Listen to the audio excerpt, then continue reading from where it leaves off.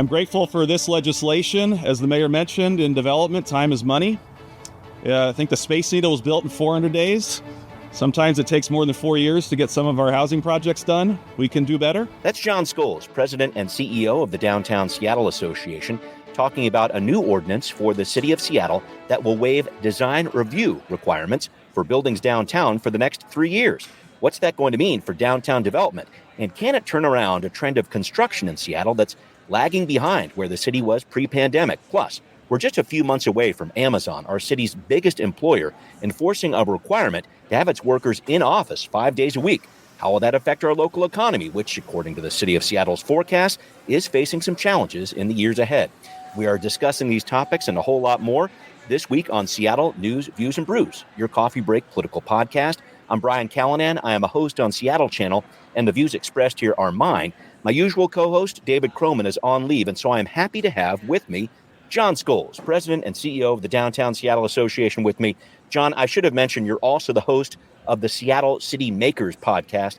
How has that been going for you? It's been a ton of fun. Thanks for the plug. We're in our third season and talking to folks in arts and culture, real estate, business, across a variety of sectors, people who shape the experience that we have here in Seattle. So it's a great way to get to know folks in a lot of different spaces in our city. So we're having fun with it. Yeah, and we have a question for you, John, about that at the end of the podcast. So folks, make sure you stick around for that. One of our patrons had a great question for you here. So thank you, John. Thanks also to City Grind Espresso, the background noise sponsor for the audio podcast. It's on the first floor of City Hall, of course. Thanks also to my show patrons. Jan just became a patron last week. Thank you very much. And I do have some good news to everybody who's been contacting me. Councilmember Dan Strauss has announced he will make full funding for the Seattle Channel part of his budget balancing package. So it's looking like my job at the channel is back online. We'll see what happens next. I'll keep you posted. If you want to be a patron, get a snazzy decal like this one. You can access patrons first content also on the program before anybody else. Please support the show on Patreon, Seattle News, Views, and Brews. I'm also thankful for Converge Media. The video version of the podcast airs on Converge Wednesday nights at 7. All right, let's get the party started. Time for Right Here, Right Now. John, I wanted to jump on this most recent headline with you first about design review exemptions happening downtown. Quick background here, folks. This legislation from the city provides this exemption for 3 years for residential, hotel, and research and development projects in downtown, South Lake Union, Lower Queen Anne, First Hill, and part of the Greater Duwamish Manufacturing and Industrial Center. How do you get all that out? Design review is a process that projects go through to assess their design quality, how compatible they'll be with nearby development. Exempting these projects will likely cut 6 to 9 months off the planning process for these buildings, which should allow them to start construction a lot quicker. John, I just wanted to ask you big picture. What impact do you think this legislation is going to have? I think it's going to be a positive one on allowing more investment and development of housing, of hotels, of research space in our city. That's a good thing. And any time we can save is money that we're saving in the production of those much needed spaces and projects. And when those projects are built and developed, that's sales tax that's being spent on the materials. It's family wage jobs and for the workers who are building those buildings. And then ultimately it's places for people to live or work and locations for small businesses, which provides ongoing tax revenue. So cutting the length of time it takes to build things in our city is a really good thing. And we know that people want to continue to invest in our city, so we should make it easier for them to do so. And just in terms of how projects will be processed now, they'll go through the permit process with Seattle Department of Construction and Inspections, SDCI, and the employees there will make sure that design standards are met. Is that how this is going to work? What's your understanding of that? Yeah, it's not as if design standards go completely out the window. Right, there's going to be people looking at this. Okay. There's still design standards, but this review period and an outside review that I think added about 9 months or so to different projects will not be required. And I think we can, give credit to this process and the people that have served on these review boards over the years for raising the bar on design in Seattle. I think we have good design in Seattle. We have great designers, and we should all expect great design. But we also are trying to balance affordability and the probability that somebody's going to make an investment in our city when the length of time it has taken in the past is 4+ years to get some of these projects done. So we're trying to balance a lot of different variables, and I think this gets us in better balance than where we've been in recent years. Can I just ask the devil's advocate question, though, because I wonder if there are any concerns that these potential projects will lose something by not having the added scrutiny, public input from design review. I'm hearing you loud and clear on the positive implications here, but do you see any drawbacks from this plan for design review exemption? Very little, and I think we can, over these next 3 years, assess it, right? Learn and assess and come back to it. These aren't permanent decisions, and we should be assessing what the implications are. But I think on balance, they're going to be very positive ones. Okay, thank you very much for that. I'm going to move on, if I could, with you, John, here to talk about another issue. You work so hard to tell the story of downtown Seattle. I have seen the positive trends on DSA's revitalization dashboard. Excellent resource. Highly recommend it, folks, if you're checking it out. But I do want to reckon that with what I saw as, I guess I'd have to say, a mixed economic forecast from the city of Seattle that was put out last week by its budget experts. You got tax revenues from Jumpstart, the payroll expense tax for big businesses. Those are up. Same news for real estate excise taxes, short-term rental taxes. But the biggest drivers of our local economy, sales taxes, business and occupation taxes, are down to the point where the latest general fund revenue forecast for the city shows a $48.6 million decrease from 2024 to 26, adding to an already concerning $250 million deficit. John, I just wanted your take on that forecast. What did you make of it? Well, aligning our spending with our revenues is critical, and our spending over the last 10 years in the city has gone way up at a pace that's much greater than the increase in inflation. So we're collecting more money today than we ever have before, but our costs are higher. So we can't have everything we want, and we've got to live within the means of the taxes we're bringing in. And I think the best way to grow the pie and raise revenue is to get more businesses located in our city. We need to be incentivizing economic activity. That's job creation, and those folks are then spending money in our community. It's property taxes that are being collected, B&O taxes. So we're going to get out of this and have a stable economy and tax base by growing the tax base, because we're sort of running out of additional taxes and fees we can levy. And voters and the business community have been pretty generous over the last decade in raising all kinds of taxes and agreeing to do so. But I think we ought to be focused now on how do we grow economic opportunity, grow the economic pie in our city, and spread the cost among more people and more economic activity versus spreading more taxes on the folks that are here today. I did want to reference back to our discussion about design review. Construction has slowed significantly, and that's a big driver of sales taxes from September of last year to September of this year. And again, I'm looking at city numbers here. The value of the permits issued for construction was about $2.6 billion, which is 40% less than what Seattle averaged from 2016 to 2019. Can you talk to me about your thoughts about that trend in construction here in the city and how Seattle can turn it around? Yeah, over these last 20 years, we've had more investment and development in our city than, probably any 20-year period in our history. And, Amazon's growth was a big part of that. They attracted lots of other companies to locate engineering offices here and satellite offices that then grew into hundreds, if not thousands, of people and employees in those spaces. And then that attracted a lot of investment in residential development because a lot of those employees wanted to live close to where they worked and wanted to live in the urban core. So we were rocking and rolling for 20 years. And I don't know that anybody expected it to go on for another 20.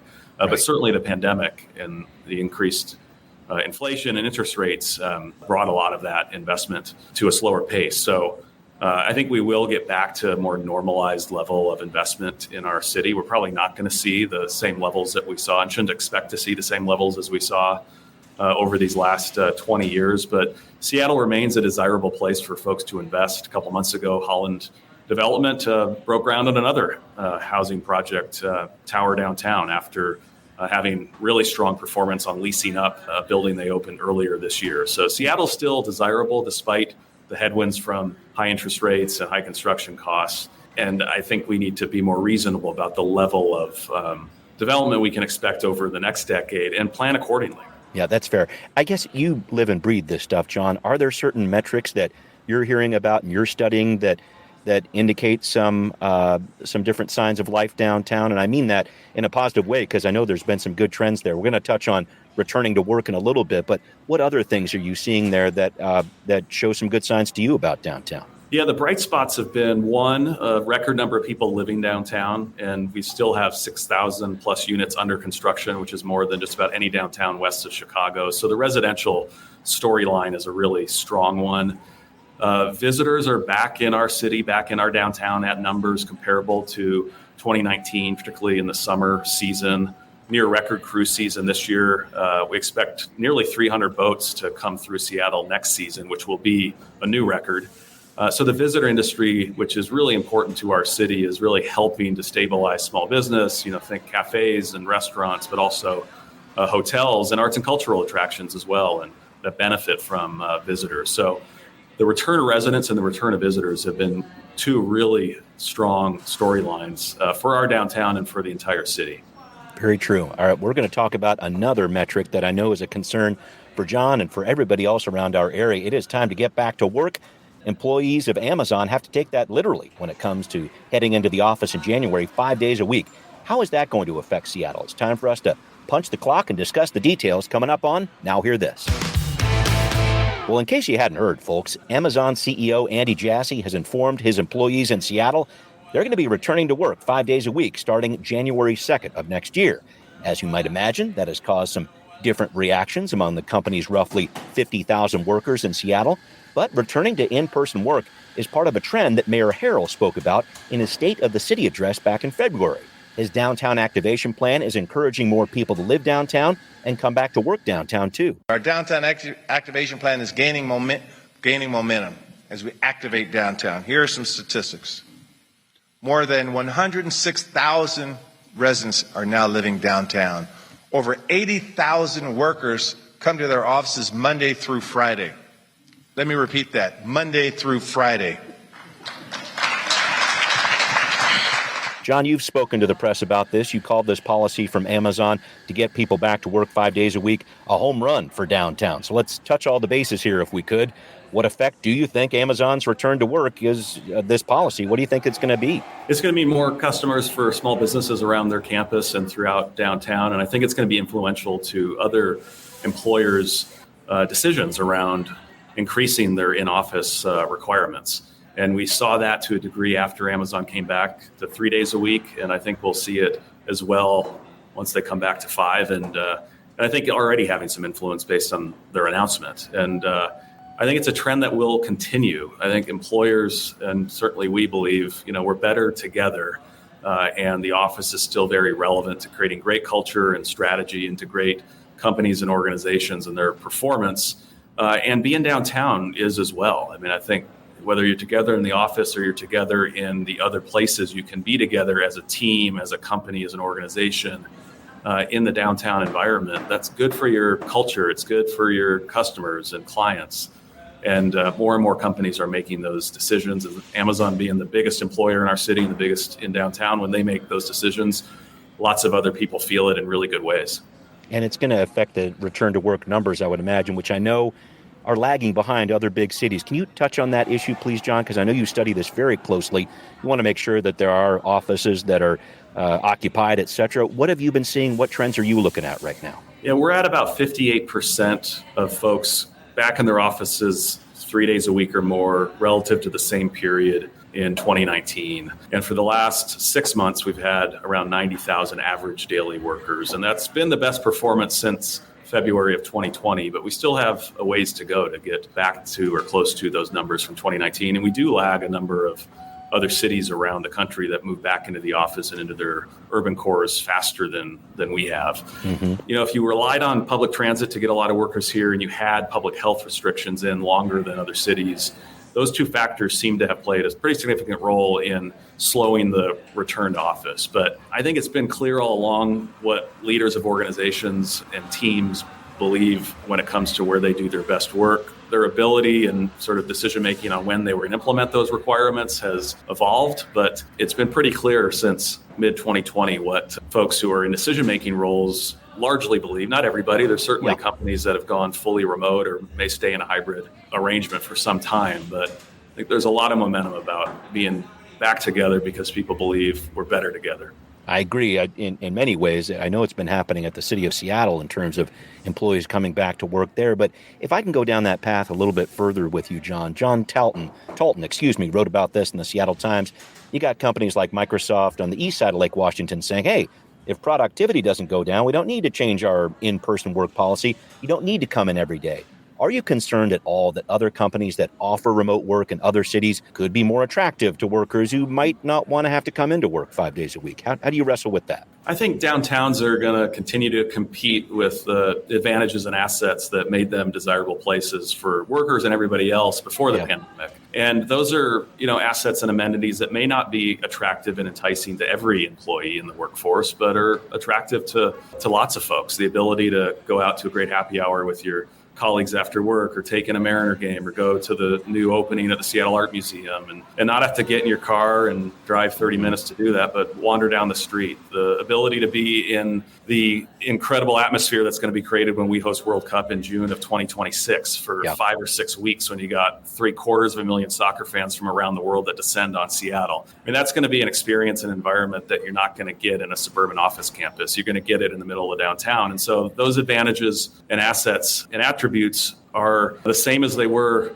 pre-pandemic, and really only getting better as we open up the new waterfront and we are hosting major events like World Cup and others. So I'm not too concerned, because I think there's still a strong preference among lots of employees, particularly young folks, to want to be where the action is, and the action's in our downtowns. I hear you. And I'll touch on the waterfront in just a little bit, but last touch on this. Do you think activity like this, Amazon bringing people back to work, perhaps other businesses, are we ready for it? Is this going to be hopefully something that'll bring more people back on public transit like King County Metro and be that impetus that agencies like that need? I was just trying to track what you're keeping an eye on as this happens in January. What are you looking at, John? Yeah, we're absolutely ready for it. The streets are safer and more welcoming than they were 3 years ago. There's fewer tenant encampments in downtown, more people getting helped off the street. Violent crime is down. We have transit capacity and service today that didn't exist a year ago. A new rapid ride line between downtown and Madison Valley, light rail to Linwood. We've got more security officers on the trains and buses and at the stations, along with fare ambassadors than we had 2 years ago. So lots of great work by the public sector and the private sector working together over these last couple of years to welcome workers back, but everybody else as well. Yeah, good points all. And I wanted to make sure I talked about this major issue here when we talk about a milestone for the city of Seattle, the opening of Overlook Park down on the waterfront. I've talked about this on the podcast in the last couple of weeks, but I really wanted to get your perspective as someone who has lived and breathed downtown mega projects for the last couple of decades, John. How big of a project is this? What impact do you see it having on Seattle? It's huge, and it's already had significant impacts. In the first week the Overlook Walk was open, we saw a 140% increase in pedestrian volumes in that area of town relative to the year prior for that same week. The attendance at the new aquarium is double what it was in the same period last year. So people are coming to check these new spaces and experiences out, and there's more that's coming. We're opening up additional elements of the waterfront park between now and February, March of next year, when the entire deal will be done. And it's really more than just opening up a new park. We're opening up a new part of our city, a whole new set of experiences that didn't exist in the same way before, and the ability to sort of come and linger and wander with beautiful natural environment on one side with the Olympics in Elliott Bay, and this great downtown and urban environment on the other, and a farmer's market and a historic neighborhood in Pioneer Square and an outdoor sculpture park and this incredible aquarium, and now a bunch of kids' play areas and ways to ride and walk that are safe and delightful. These aren't experiences you can really get anywhere else in this region or state, and it's a pretty unique waterfront experience for most downtowns. So I think it's going to be tremendous for our downtown and for our city and for the region. What was it like for you, John? I know you've taken a walk up there. I mean, and people really have been talking about this for more than a decade, and I know you've been working on it with the DSA for more than a decade. What was it like for you personally to see that view, I guess? It's phenomenal. I think it's the new iconic spot in our city. No offense to Cary Park and the great view that it has of our skyline, but this is pretty spectacular because you see our city in a whole new way. We certainly had that view to a degree when you were speeding north on the viaduct, but you were generally sort of looking out over the water, and it went by pretty quickly. I always kept my eyes on the road, but yeah, unless you were uber safe and keeping your eyes on the road like you do. Right. But now you can stand still in one place, soak in that view as long as you want, and the view back to the city, back to the skyline, the view you have now of Pioneer Square and the historic buildings there, butted up against the more modern buildings is pretty wonderful. And I think it helps people maybe get reacquainted and reappreciate all the things they already loved about Seattle. And it reminds us how unique this place is to have that natural beauty. You're looking at a national park to the west, and then when you can see Mount Rainier, you've seen another national park, and then the Space Needle, and then this beautiful skyline. It reminds us how special a place this really is. Absolutely. And can you touch on some of the things that are going to be happening in the future? You mentioned a few.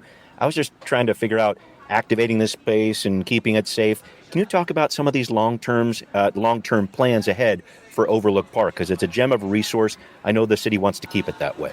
Yeah, lots of activities and farmers markets and festivals and music, and some of that's already been happening on Pier 62, which has been open for a couple of years now. But more to come when it comes to programming and events on this beautiful new space. And then more elements of this project will open over the next several months, including some pretty incredible play areas for kids with, I think, the best view in Seattle of any play area hanging over the waterfront there. And then north of Pier 62, we're facilitating $50 million of investment from 3 philanthropists that will really extend the waterfront park project up to Myrtle Edwards and Centennial parks and through the Olympic Sculpture Park. So you're going to be able to go from the Expedia campus at the north, the Smith Cove area, all the way down to Pioneer Square, 3.5 miles of a protected, safe, green, lush experience to walk or ride, stroll, and then have all those great things that have been there for many years, like the market and Pioneer Square and the Sculpture Park along the way, but lots of new programs and activities and events that haven't been there because we had a double-decker highway and not a lot of space for pedestrians. I know it's amazing to think about what that was and what it's turned into. It takes me a little while to even stand up there as I have and recognize what's been going on there. With that project you're talking about, that bigger connection with Smith Cove, et cetera, is there a timeline on that yet, John? That work will begin in the first quarter of 2025, and with it will come a new concession, so a place to get food and drink in Centennial Park, restroom facilities there as well, which don't really exist today, improve beaches and bike paths to make it safer for cyclists and people who just want to walk through the park, and then additional seating, landscaping. That work will be done by June of 2026 and begins early next year. Awesome. Well, I'm very much looking forward to that, and thanks for the breakdown there. All right, we've got something coming up here. One of our patrons had an interesting question for you, John, that I wanted to pass along. We're going to delve into the details coming up on You Ask, We Answer. Yes, we are back with You Ask, We Answer. This is a great part of the program that features questions from show patrons only, so be a patron and jump in on this. Great reason to support the show, if I do say so myself. My patron Eric had a question for you, John. Here it is. It was fantastic when you interviewed Harold Danley as he was retiring from the Clean Team. Editor's note, this was back in October of 2022 on John's podcast. It was great to hear from somebody with hands-on experience that does not have an agenda or something to sell. Nobody is as authentic as when they are retiring, and we'd never hear his voice otherwise. You also did a great job getting him to open up a bit. Here's a brief clip of the episode. What advice would you have for someone that's coming in to the job? And we're trying to hire a lot of people right now to be on the Clean Team. What advice do you have for after 17 years of doing this work downtown for them? Be honest as far as what you want to do and how you can do it. In other words, if I can do this job, if you want to do this job, be honest about it. Like, don't come in and say, well, I just want a paycheck, because it's not going to work for you. Come in and say, okay, I can do this. I don't mind doing this, and I'll have fun doing this, and you'll be here forever. John, my patron Eric is asking this. Any chance you could do more exit interviews like this one? What do you got? Well, I don't want anybody to exit. So Harold was with us for 18 years or so, and we're trying to hang on to everybody we got. Yeah. And he was a terrific member of our team, and we got 165 full-time ambassadors like Harold, and they do incredible work each and every day. And so I'm break down what the Clean Team is. Can you touch on that real quick, please? Yeah, 101 of those 165 are folks that are cleaning the streets every day, and sidewalks, public areas, taking graffiti off things, pressure washing, picking up leaves and trash and litter. And then another team that is helping to activate our parks downtown, and additional group of ambassadors that are helping people in need, providing directions, walking with people to their transit stop, a variety of services. But boots on the ground presence, 362 days a year, 7 days a week, 6 a.m. to 9:30, working to make downtown safe and clean and welcoming for everybody. And nobody did it much better than Harold. He's a great member of our team. Yeah, and I just wanted to touch on the Seattle City Makers podcast.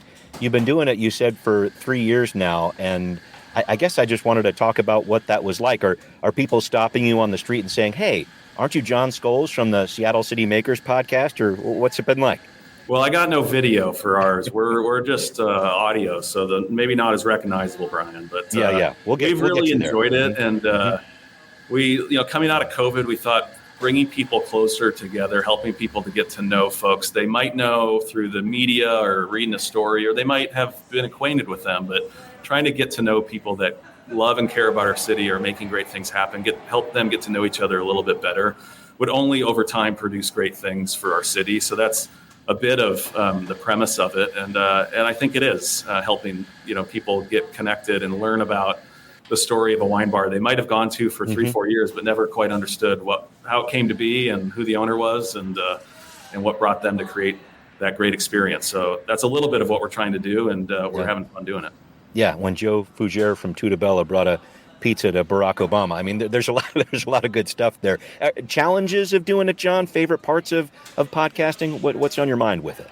I just love all that I get to learn, and I've always been a naturally curious person. So, if only 3 people listen to this, my mom and my 2 kids, when I make them in the truck, I'm still a happy guy because I've walked out of that 45-minute conversation, much like you do, interviewing people with a lot more knowledge than I did when I came in. So we talked to Dr. Elizabeth Waco, the CEO of Swedish today, and we'll be publishing that in a few weeks. And I learned a lot about the healthcare space and all that she's tackling and how she got here. And she's got a great story. So I love the ability to learn. Well, and also just have a conversation, too. That's what I've really valued about it, because it just feels a lot more intimate than, for me at least, putting together a news story and picking out sound bites or whatever else. You can really let people express themselves. I've really enjoyed that part of it. Yeah, I think there's something real special about this medium of podcasting and long form, in-depth stories. It sort of runs against the grain of a lot of other sources of information that have proliferated over these last several years. And that's why I like it. And I'm glad a few people are listening. Yeah, absolutely.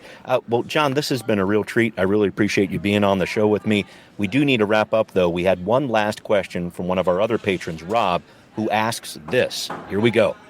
What is the DSA's pitch as to why someone should open a small business or franchise downtown today? What do you got, John? Because we are a great place to visit. We got more people living here than ever before and more people coming to the units that are opening here over the next 2 years. And we continue to draw people back to work. And we got a lot to look forward to with the new waterfront, return of the NBA, great sports town, great music town. And I think our best days are ahead of us. And no doubt we face some challenges, but we're opening more businesses than are closing. And there's more people coming each and every day to downtown. So those are customers for that potential business. Got it. Real quick on that. Have you heard something that I haven't heard on the NBA returning to town? Because I keep waiting for someone to drop the knowledge on me. Do you know something, John? Because you got to tell me if you do. We would never get ahead of the NBA or the commissioner or the board of governors, but it sure seems like they're getting closer to an expansion decision sometime early next year. Wow. Okay. Well, I'm looking forward to that. And John, I'm looking forward to talking with you again. I really appreciate being on the program. Thank you very much for joining me. Thank you, Brian. All right. Thank you, John. Thanks to everybody who is listening to Seattle News, Views, and Brews, where you can always find out what's brewing in local politics. Thanks again to patrons who support the show. Jan, thank you so much for jumping on board this past week as a patron. If you are not a patron, join us. Find the podcast, I should say, on Patreon, Seattle News, Views, and Brews. You can hear us on Apple, Spotify, Stitcher, wherever you like to listen. We are there. Thanks also for watching on Converge Media. We'll see you next time. Seattle News, Views, and Brews is an independent production of Callanan Media Services. Copyright 2024.